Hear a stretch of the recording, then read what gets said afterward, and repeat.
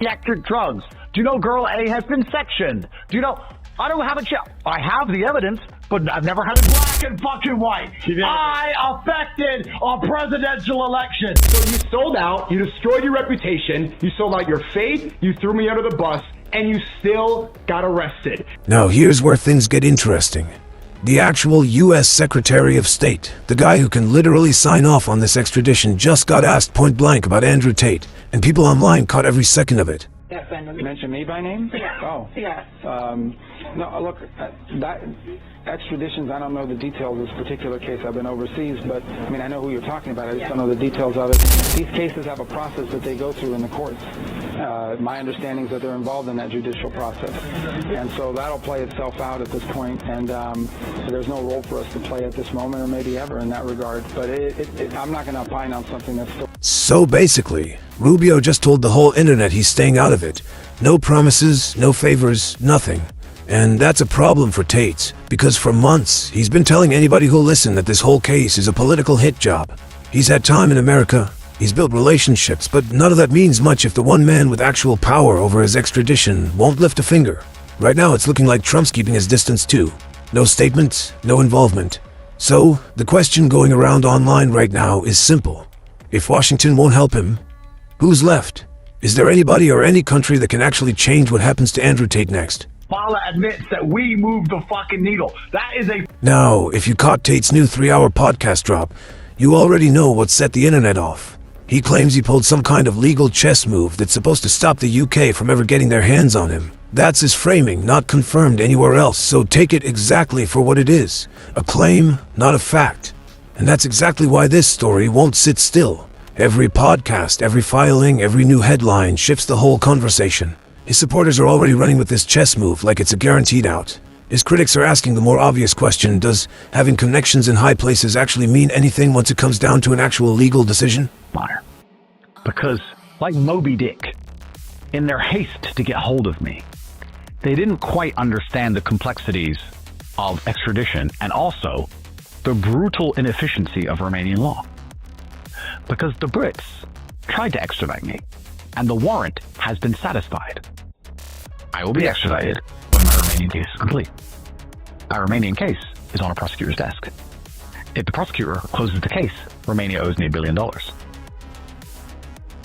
So it's in the prosecutor's interest to keep the case open on his desk, a case he can't fix, until he retires. Because if he closes it, they owe me $1 billion. And the UK can't get me as long as that case is open.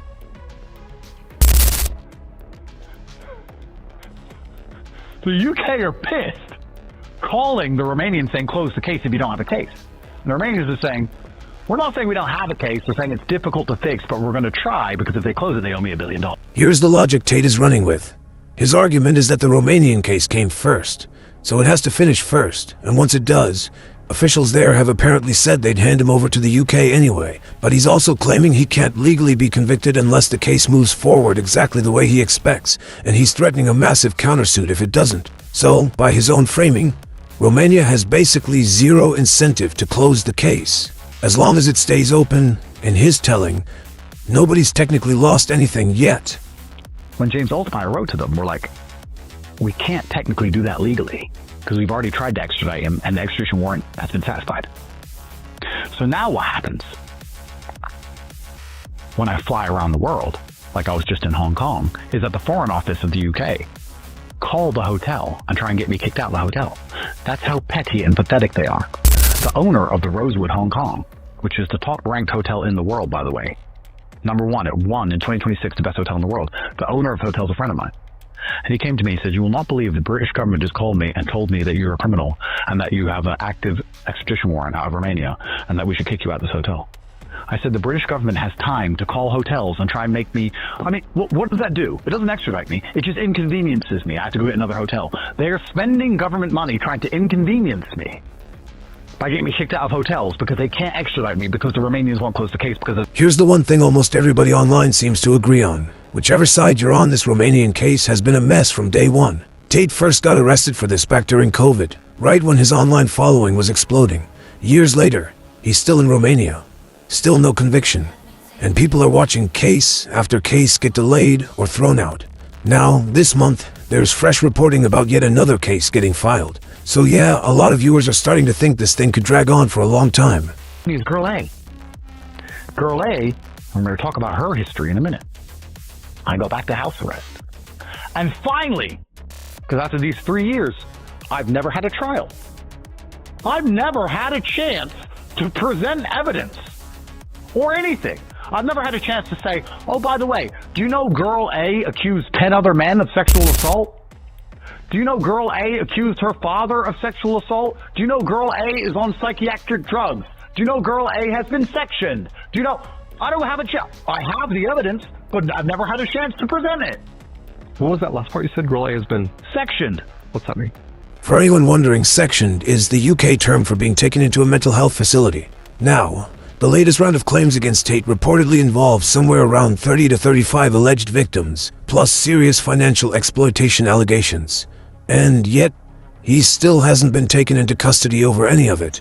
He has, though, reportedly been dragged back and forth to court more than 100 times. In a trial. I haven't gone to trial and won. No, I've never been to trial ever.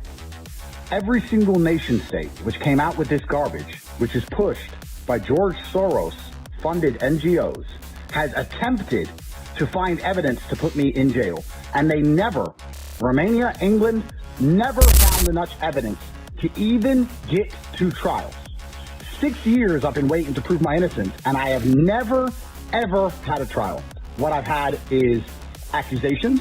What I've had is Twitter detectives thinking they know more than just... Here's the scenario. People keep circling back to Romania and the UK, quietly working something out, where the UK case moves first once Romania clears the way. That's the theory with the most traction right now. And that's exactly why this keeps blowing up. It's not about one court case anymore. It's about which government moves first, and who actually has the final say. Some are reading the Secretary of State's comments as a sign Washington is watching this closer than it's letting on. Others think the real story is just how long 3 separate legal processes can overlap without anybody reaching an actual resolution. Through all of it, Tate keeps framing this as one long fight for his freedom, while critics say the delays alone are starting to look suspicious. His supporters keep reminding everybody none of this is settled yet. Decade-old videos saying I said something which was uncouth 10 years ago, but a comedian can make a joke on YouTube pretending he's racist or a cowboy. It doesn't make him racist or a cowboy. YouTube videos are not real. You need victims, you need medical records, you need proof, you need a date, a time, a where, or when. You need people to testify against you. You need evidence. I have never even had a trial ever. And I've been begging my lawyers, get me to trial. Take this to trial. I want to prove I'm innocent. Let's get all the facts out there. Let's go to trial. Let's show that I'm completely innocent from head to toe. And no nation state has ever managed to even get me in. Now here's a possibility actually being floated seriously. 2 countries competing over the same guy. The US extradites him to the UK first, and Romania turns around and demands he gets sent back to finish things there. It's the kind of situation that could only get sorted through some backroom agreement. Meanwhile, prominent Republicans have been pushing Trump to step in, framing the arrest as a political witch hunt, the same language Trump's used about his own legal troubles.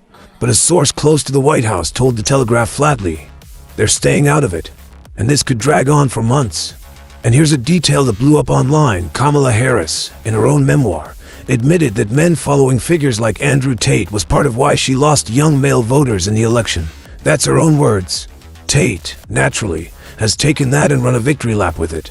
Needle. That is a flex, bro. 2025, write it in stone, because they're going to delete everything off the internet. They're going to delete it all off Wikipedia. Write it in stone. Go to Mount Rushmore. Andrew Tate defeated Kamala Harris.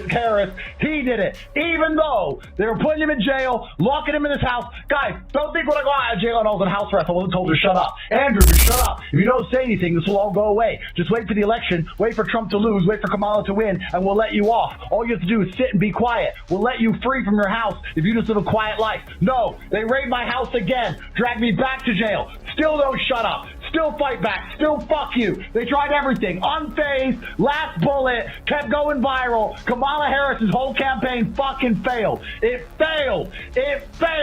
Because of me. I did it. Me. And she admitted it. She admitted it in black and fucking white. I affected a presidential election. And this is the part people can't stop talking about. Someone who used to run in Tate's circle is now openly clowning him online. That relationship has clearly gone cold, and it's not stopping there. Even though the Tates never criticized Trump, is because deep down they were really hoping that Trump would go and save them if they got arrested and if they were called to be extradited to the United Kingdom.